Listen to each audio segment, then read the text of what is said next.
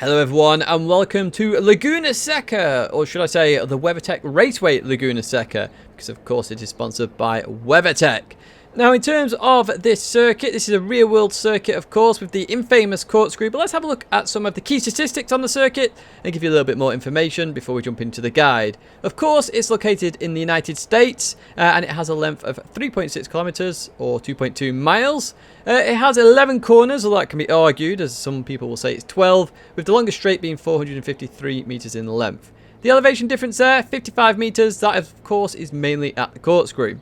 Sector 1 just highlighted for you there, the sharp left-hander of turn 1, quite a critical corner to get right, lots of overtaking opportunities there, followed by a right-hander, 90-degree-ish right-hander to finish off the sector there. Quite a short sector in the grand scheme of the lap. We're then going to follow on into Sector 2. Now, Sector 2, of course, is all about the corkscrew in here, but we have a fair few corners in here. Very critical sector to get right. Very hard to improve because it's such a long sector. So we have the right and then the left, and then we have a kink of a left going all the way up the hill then to the corkscrew. Corkscrew, of course, very hard to get right. We then drop down the hill, and that's where we finish that sector right there. We then go into Sector 3, which has a long left-hander. We then have a 90-degree right and then an over 90-degree left. I'm not sure what it actually is. It's 100, 110 maybe. Very sharp. Oh, sorry, less than that. 80 or 70. I apologise. Very sharp corner there to try and get right at this circuit. Now, in terms of the lap guide, this is going to be of my world record lap from a few weeks ago, which was on racing soft tyres. I know this week, when this video comes out, it's actually racing hard tyres, but remember, this is the ultimate track guide series. You can use this track guide for any race combination, whether it's Group 1, 2, 3 or 4, N100 or whatever it might be. The whole point is you can pick out markers where you can choose these markers, I'll point them out, and you can build upon your consistency and then your speed on top of that.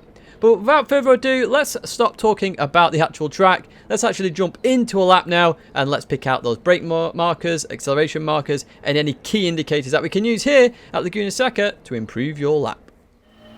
So here we are, start of a time trial lap. Of course, you always want to get a good lap or a good start to a lap here. So just make sure you get a nice, clean start. Now, when we cross the line, we are going to slow the pace down of this lap a little bit because I need to talk you through all the little minute details. So obviously we cross the line here and we're going to head towards turn 1. Now of course you've got these kinks here. You've got to be careful of cars going up your inside here because a couple of cars may want to just try and get on the inside preparing for turn 1. Obviously we'll talk about overtakes a little bit later on in this video, but just be careful of that. And as you can see now, I'm heading towards the right hand side of the circuit because obviously the left hander we want to be as far right as possible. Now already there are lots and lots of brake markers here for turn number 1. First of all, if you're in a road car or something that is has very bad brakes compared to a race car like we're in here in the Group 4 RTT, you may be using the number 4 brake board. There's also number 3, number 2, number 1 as you go forward. Now, you've got to be really careful here in terms of using those because if there's a crash, they'll get wiped out and you can't use them anymore. So let's point out a few other brake markers that you can use which won't disappear if there's a crash. So first of all, we have this curb along the right hand side, the end of the curb, very good marker because obviously it's always going to be there. You're over to the right hand side. When it ends, you can brake. There are then white lines in between each of the brake markers. So where 3, 2, 1 is, you have the brake markers. Now, you've also got the gravel in between the white lines. So you've got white lines you can use and the gravel there. So potentially you might want to brake in between the gravel and the white line. So what I'm going to do, I'm going to advance a bit further on just so you can see a little bit more of the white lines, and then I'll talk a little bit more about where you potentially want to brake and where you want to park your car. So we continue on here, we're past the 3 line there, the 2 is the gravel area, and you can see the 1 line there. Now you can see we actually started braking bang on that 3 lines. You can see I am using these, you know, it's not that I'm just telling you these, I use these. This is a good advantage to have. It means every lap I can be consistent into turn 1. Now, why am I not using more of the right hand side? There's tarmac there, it would open the corner up. Well, if you use that, what is going to happen is you're going to get very dirty tyres and the car is just going to slide all the way into turn 1. So do not go any further out than the white line because you will struggle with the car oversteering, okay? Now, as we head down here, I'm going to keep braking in a straight line as much as possible and then I'm going to want to turn in. Now, there are 2 ways to take this corner. You can either V it, which is like hit the first apex, go all the way out to then come back in to get a good exit. Now, I prefer to stay tight at this corner. I find it more consistent, and in most cars, it will generally be faster. In an FF car like we're in here now, it is always going to be faster, just because you want to get round and just accelerate out as fast as possible. So that is what I'm going to do in this instance, but do remember you can V-shape it. So, hit the first apex, go out, and then come back in. So we'll continue on now, and we'll go through the corner. So we carry on braking here, and we start to turn in there at that white line. So you might want to use that as a turn-in point. You can see here, it looks initially like I'm going for the V. You can see how dark the track gets further out there, so you can see how that line works. But you can see how we're staying really tight here, really, really tight, trying to get round so we can accelerate out. Now, as you do accelerate out here, I always make sure I'm on the curb before I accelerate out. You're going to want to be very careful of the exit here. If you run wide, you're going to be in that gravel. It's just going to slow you down so much. It really does hamper your speed there. So just be careful of that as you continue on now towards turn 2. Turn 2, once again, has lots of reference points, so we've got some good reference points here. The first thing I'm going to say as we stop the footage here is be careful of running too far to the left. Obviously, you're turning left for a right-hander, so it's quite a common mistake to go so far left onto the curb and then onto the sand that you actually get the rear tyre in and your car oversteers and you spin out. Just be careful of that. It's better to straighten up before you start braking. Obviously, this is a world record lap, so I've got to take stuff to the extremes here to get the lap. Now, what am I using as braking points for turn 2? Irrespective of car, what am I using? Well, first of all, obviously, you got the brake marker, number 2, right there. You also have the gravel. So I use the gravel quite a lot here because obviously the gravel's not going to change. It's always in one line. So I can brake at the gravel. As the gravel starts there, that line, I will brake there. Now, if you don't want to use any of those two, on the right-hand side is also an announcer's announcement area on the right-hand side. I actually have used that before now for some cars because I've been able to brake that a little bit further. I can use that. It's a right-hander, so I should be looking right anyway because that's where I want the car to go. So there are 3 brake markers right there that you can use. As I say, you've got to be careful of running too far to the left and spinning out, so just be careful of that. It's better to be safe than sorry during a race, especially. Just bring it more towards the right. Just be safe as you turn into the corner. So we'll continue on now towards the corner, and what we're going to do, we're going to turn, and you see I'm trail braking here. One thing I will say, be very careful of any sausage curb here. If you hit that sausage curb right there, you're going to go on 2 wheels and potentially go off. Now, another common mistake here is to actually run too wide and go into the sand here. I wouldn't worry too much about that. It's better to push a little bit out wide than to hit the sausage curb. But just be wary of that going into the sand. It could cause a spin if you just clip it. Now, we head towards turn number 3. Now, this corner, and you can see where my car is placed, is quite a tricky corner. It's a fairly flat out corner, but occasionally you do have to dab the brakes. And there are some areas here you can use to dab your brakes. So, first of all, we have the black mark on the circuit. You can just see that just on the right from the curb slightly. I do use this quite often because sometimes you want to be a bit more on the road than I am currently on the curb. You also have the 1 brake board and you also have the end of the curb. Now, using the end of the curb is very dangerous. Cars spin out using the end of the curb quite a lot because, as you can see on this line that I'm currently on, I have 2 wheels on the left on the far edge of the curb. I've got 2 wheels on the circuit. Now, the curb triangles off, okay? So if it triangles off, I have to start turning just before that happens. But that's why you use it as a marker. You say just before you get to that, you turn in. But you can see the risk there. Because if I'm on a straight line and then I turn in, if I get it even remotely wrong doing that and using that as a marker, I'm going to go spinning off. So if you're in a race, definitely err on the side of caution here. Stay more on the circuit. If you're going for a world record lap or you're just trying to improve your lap, maybe you want to risk it a bit more. This is entirely up to you. It'll be entirely car situational as well. Obviously, if it's an MR car or a rear-wheel drive car, it's going to be very much more sketchy trying to use that as a marker and trying to turn in at the very last second. Whereas in an FF car or something similar, where the drive's with the front wheels, they're already probably turning off at that given point. What we're going to do, we'll continue on, and I'll just explain this corner a little bit more because it's a bit tricky in terms of the mid-apex as well. So you can see here, I'm getting very near the end of there, and I turn in just before it ends. I'm now going to balance the throttle here, and I'm going to balance it a lot more than I would normally do. So you can see here, I'm well past the sausage curb. Please make sure you avoid that, by the way. Remember, avoid all sausage curbs at Laguna Seca. But you can see that is past the apex, and yet I'm still balancing the throttle. Now, the reason for this is that it's very hard to judge the exit because it feels like it tightens. And what happens is that a lot of people will run wide and go in the dirt and therefore lose a lot of time. So here at this corner, it's actually better to err on the side of caution again and avoid doing that. You know, just hold on a little bit further with the acceleration and balance out throttle. And then when you are sure, and you can see I'm on the right hand side of the racing line there. You know, the dark patch is the racing line. I'm on the right hand side of that. Then you can be safe. Now, the other thing here as well is if you clip the curb slightly, don't touch the sausage curb, but if you clip the actual curb, it will actually pull you around a little bit. So if you do clip that, it's actually beneficial once you've done that to potentially go a little bit more on the throttle. Keep that in mind when you're doing that corner turn 3. Very hard corner. It looks very easy from a track map, but to actually nail it in reality is actually one of the harder corners on this circuit. Let's continue on now towards turn number 4. So we'll continue on now through the corner, and you can see how easy it is to run wide there. Just that little grey piece there to really stop you. Then you get a bit of curb in there. So you can see how they actually want you to use the corner, but it doesn't quite work that way in Gran Turismo. See there, I'm just checking on the Ghost, of course, because this is when I'm trying to get a world record. Anyway, let's continue on to turn number 4 now. Again, another tricky corner. I suppose Laguna is full of tricky corners in reality. But we're about to approach the braking marker here. So we have several brake markers here. In fact, there's 3 I use here. Now, if you're in a road car again, you know, very bad on the brakes, for example, I use the number 3 to the right there. Generally speaking, though, what I actually use is either the boards, the advertising boards on the right-hand side. I use them quite a lot because obviously they can't move. So if I can brake using those, happy days. I can brake there every single lap and knowing exactly what I'm doing. Or alternatively, I brake between the 2 and the 1, usually. Because you really want to attack this corner. So I usually try and brake as late as possible, turn it in, use a little bit of the camber of the corner, and try and accelerate through the corner as well. The corner is cambered, so you can be a bit more aggressive. You can turn in a little bit earlier, and the camber should help you a little bit. You will lose a little bit of time, and you do have to avoid the sausage curb again, but we'll talk about that in a second.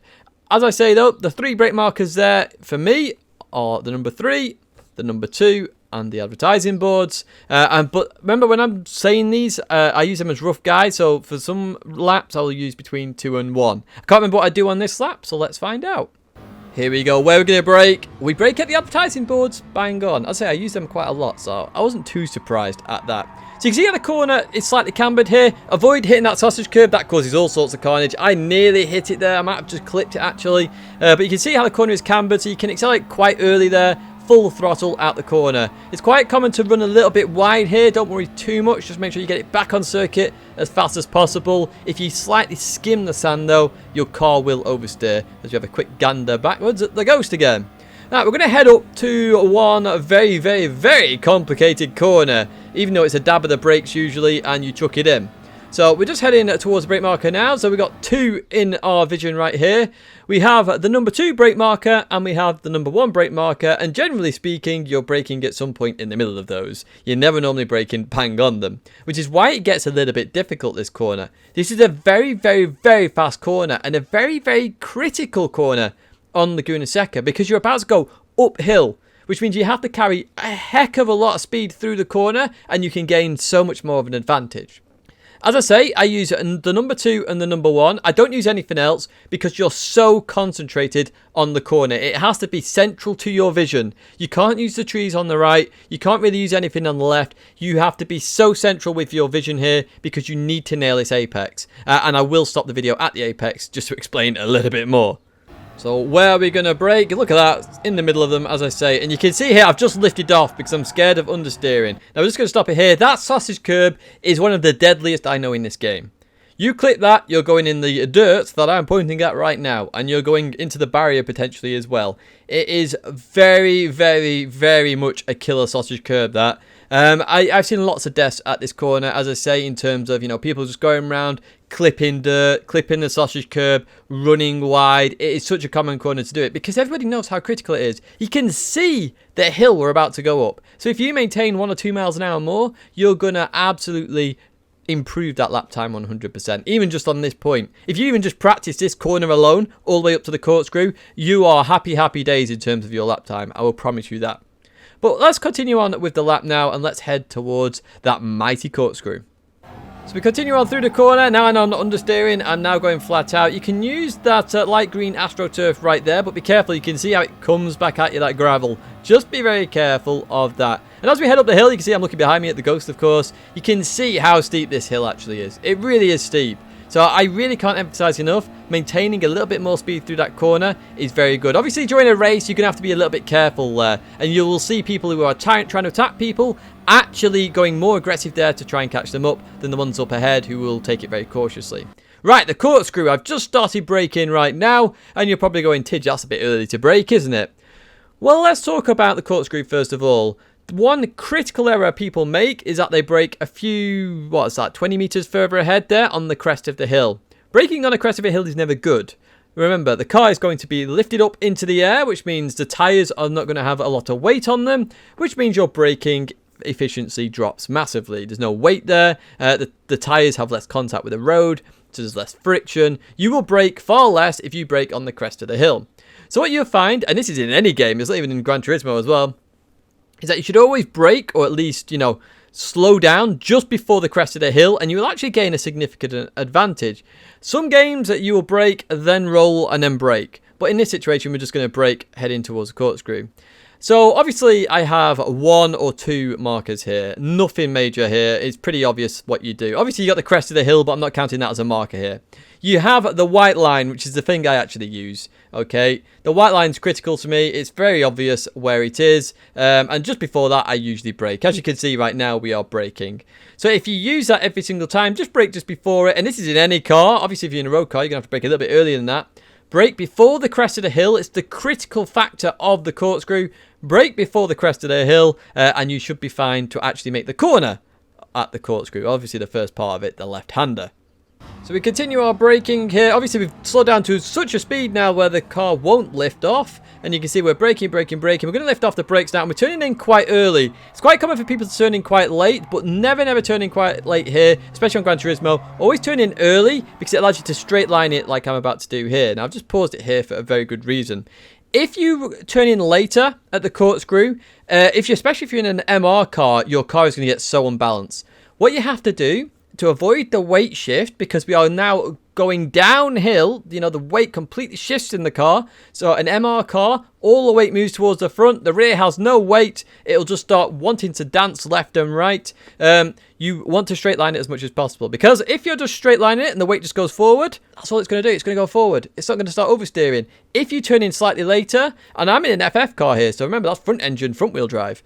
But in an MR car, if you then turn and the weight goes to the front at the same time it turns, the rear end goes, oh, nice one, I'm gonna go sideways here, and then you're gonna fire off left, fire off right, and you're not gonna have a good corkscrew. So turn in early for the corkscrew, it's very worthwhile doing. Now you got to be careful of that in terms of overtaking, but we'll get onto that shortly in terms of overtaking. But as long as you can straight line this bit, it's fine. The one risk of doing this, and which is why some people do turn in later, are penalties. Now, generally speaking, the penalty line is if you have all 4 wheels onto the green stuff. So literally, if your front left tyre leaves that red and white curbing and goes onto the green stuff, you're going to get a penalty. Be careful of that. As you can see here, I'm not going to get a penalty. As I say, this is the best lap I did at the time. I'm just going to stay on that red and white curbing, and I'm obviously going to start turning right.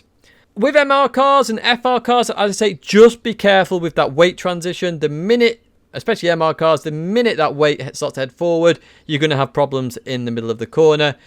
Feel free to try it out, because that is what is going to happen. I promise you that. Let's continue on now with the lap and head towards this left-hander, which is one of my favoured corners of the circuit, actually. I quite like it, to be honest. It's quite a technical corner. So let's continue that now. Straight line in there then, just kept it on the curb, and through we go. Now what you want to do straight away is head towards the right hand side of the circuit.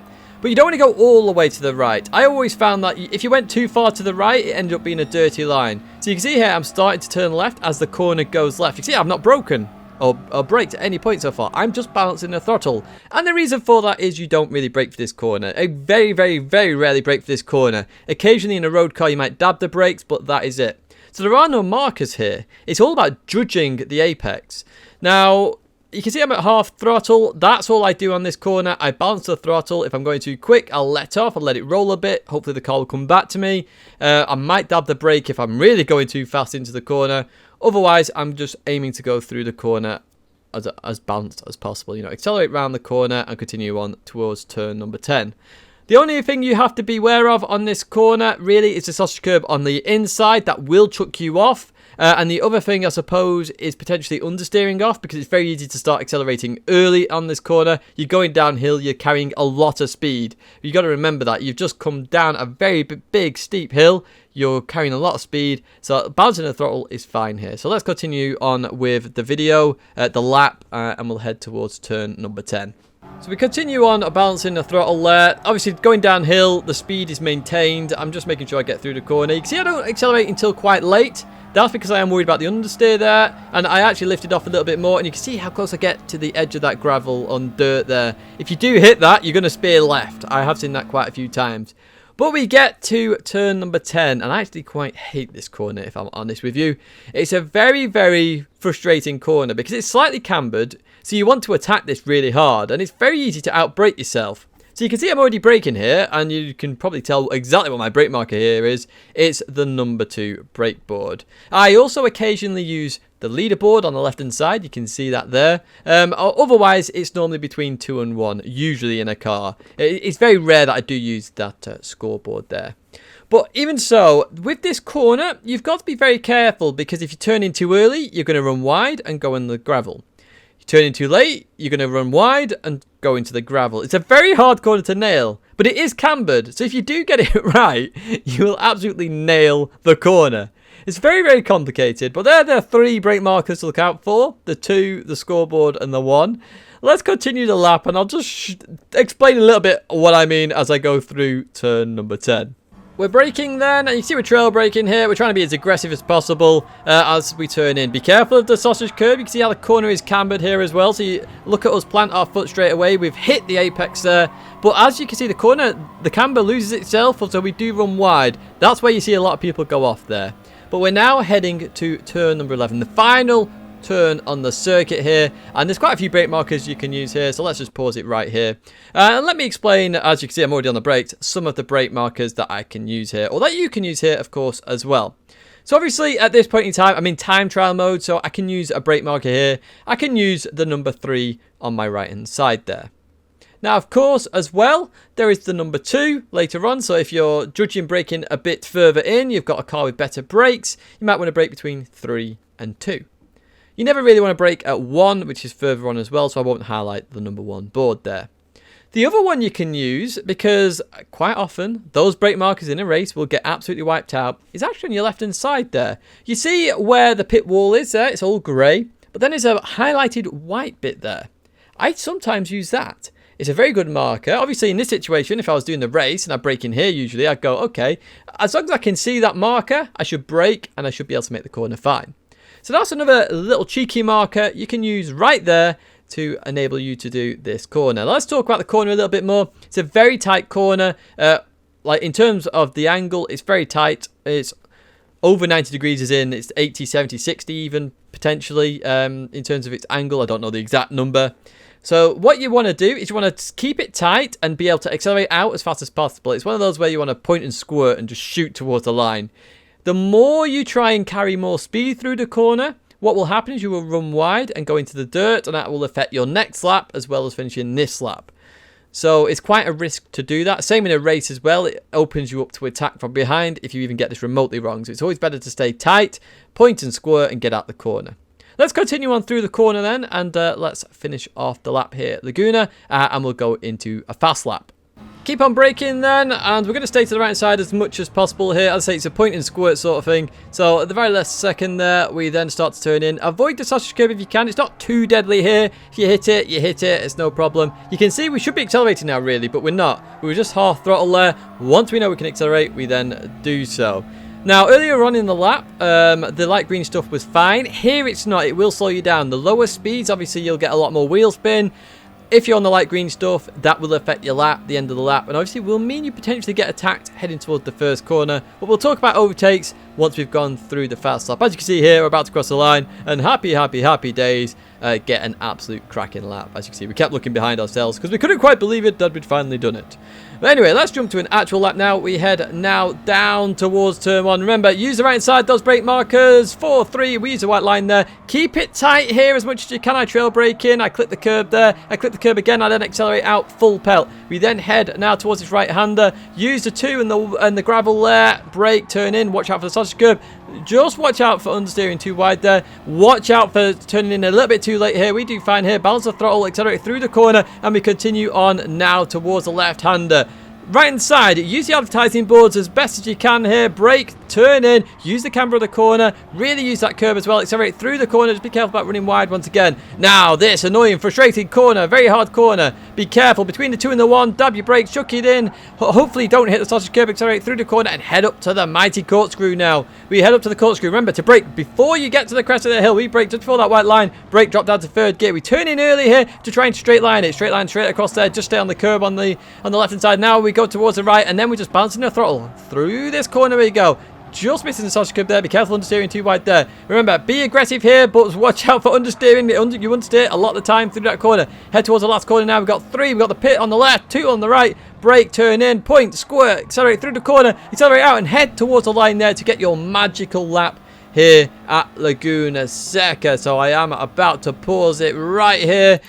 So you can see how very quickly trying to say that all in one go is very hard. But just make sure you try and pick out some brake markers there as you go around the lap. And you should be able to improve on your lap. Remember, consistency is key in all of this. So if you can pick out brake markers for every corner, you can then start to practice those corner by corner and improve your lap 10th by 10th. And that's how you improve generally any circuit. So hopefully this helps you at Laguna Seca. Now, as always, the Ultimate Track Guide series wouldn't end there without showing you some of the corners where you can actually overtake and make some good moves here. So some of the common overtaking places. So let's jump to them now and I'll talk you through those in a little bit more detail. So I'm going to start off to debunk an overtaking spot, which is turn number 1. You can overtake at turn number 1 if you've got a significant overlap. But if you don't, it's pretty much impossible. So Francis goes defensive here. He's actually going to run deep here, and I'm going to just turn in and be on the inside. But remember, you've got to give a car width space here. So I'm not going to overtake Francis because he's going to have the inside for the next corner. So turn 1, not the greatest place. If you've got a significant overlap, go for it. Otherwise, you're going to struggle. But do expect people to make moves if they're a dirty driver. Now we go to the next one, which is the most common place to make an overtake here at Laguna Seca. So Giorgio runs a little bit wide there. I'm going to have a bit of a run here with a little bit of slipstream on top of that. And I'm going to try and outbrake Giorgio here into this left-hander. Obviously, it's cambered, so I can be a bit more aggressive. I go around. Giorgio's still on my inside. He has to give me a car's width room this time. And he falls in behind because the next corner isn't exactly too wide. So through there we go. Right. But that's not the only time you can make an overtake there. So Giorgio is now attacking me at the same corner. And we're going to come through here and accelerate now towards this left-hander. So Giorgio is now on the outside. I'm on the inside. I'm now going to try and outbrake Giorgio. Giorgio obviously expected this. I try and outbrake him. I run a little bit deep here. Giorgio goes for a nice lovely cutback. Gets the move done. So plenty of ways to overtake at that corner. We're now going to go towards the corkscrew. A very dangerous place to overtake. Let's put it that way. Just expect moves to happen here. So first of all, Key's going to make his intentions very clear here and go to the left to defend. So I'm going to go to the right here. Under braking, just brake a little bit too late there on the crest of the hill, which I've warned against. But we fortunately survived there. And Key gives me room there. You can go too wide in the corkscrew if you have somebody who recognises what a car width is. If you don't, please don't attempt this. So same again, I'm going to go for a move on Stelios this time. This is quite an aggressive move, actually. And some of you may not like this, but I think it's fair game here. I do stop it at the apex. But there was a discussion on the stream afterwards. So Stelios is going to stay to the right here. I make my intention very clear, and I come down the inside here. He turns in fairly early there, in my opinion. There's just enough room there for a car's width. It was a discussion on the stream afterwards, but let me know what your thoughts on that are, of course. People make mistakes. I believe it's okay, personally. Made my intention very clear. We're on different tyres as well, by the way. I'm on softs. I think Stelios was on hards at the time. So, you know, it's kind of significant. But even so, we come through there and we carry on. So he was on mediums, not hards, because he would have come in that lap. But, yeah, they're the overtaking spots at this circuit. Mainly that turn number 5, I think it is, because they count this little section here as 1. So 1, then this technically is turn 2 or turn 1. Whatever you want to count it. The left-hander at the start of sector 2. That is the main place to overtake here. The others, you have to have significant overlap or a driver you can really race side by side with. Corkscrew, as I say, is a very dangerous place to overtake. Overtakes can be done there. You just have to be very, very careful if you're going to do that. That's going to be it in terms of this Laguna Seca Ultimate Track Guide. I hope you've enjoyed it. Please, in the comments, do let me know if I've missed any braking points that you used that I haven't used. It might help other people around the GT community. But as I say, thanks very much for watching, and I hope to see you in another track guide video very soon.